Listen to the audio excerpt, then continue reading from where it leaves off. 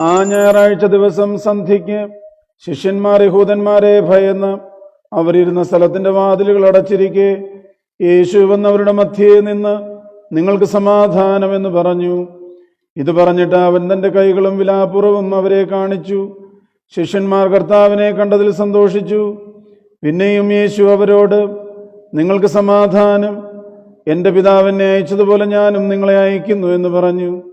അവൻ ഇങ്ങനെ പറഞ്ഞിട്ട് അവരുടെ മേൽ ഊതി അവരോട് പരിശുദ്ധാത്മാവിനെ സ്വീകരിക്കുവിൻ. നിങ്ങൾ ആരുടെ പാപങ്ങൾ മോചിക്കുന്നുവോ അവ മോചിക്കപ്പെട്ടിരിക്കും, ആരുടെ പാപങ്ങൾ മോചിക്കാതിരിക്കുന്നുവോ അവ മോചിക്കപ്പെടാതിരിക്കും എന്ന് പറഞ്ഞു.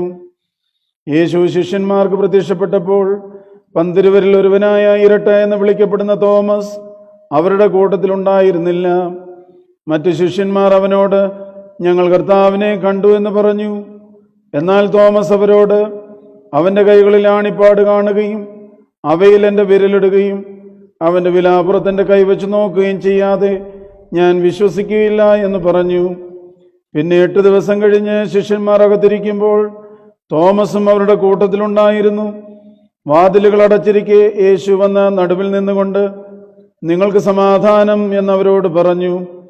പിന്നെ അവൻ തോമസിനോട് നിന്റെ വിരൽ ഇവിടെ കൊണ്ടുവരിക, എൻ്റെ കൈകൾ നോക്കുക, നീ കൈനീട്ടി എൻ്റെ വിലാപ്പുറത്ത് വെച്ച് നോക്കുക, നീ അവിശ്വാസിയാകാതെ വിശ്വാസിയായിരിക്കുക എന്ന് പറഞ്ഞു.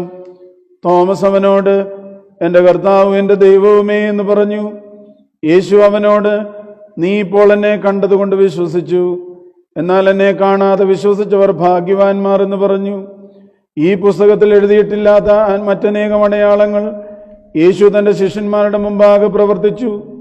ഇവ എഴുതപ്പെട്ടിരിക്കുന്നത് യേശു ദൈവപുത്രനായ മശിഹായാകുന്നുവെന്ന് നിങ്ങൾ വിശ്വസിക്കേണ്ടതിനും വിശ്വസിച്ചിട്ട് അവൻ്റെ നാമത്തിൽ നിങ്ങൾക്ക് നിത്യജീവൻ ലഭിക്കേണ്ടതിനുമാകുന്നു. നിങ്ങൾക്കെല്ലാവർക്കും ശാന്തിയുണ്ടായിരിക്കട്ടെ.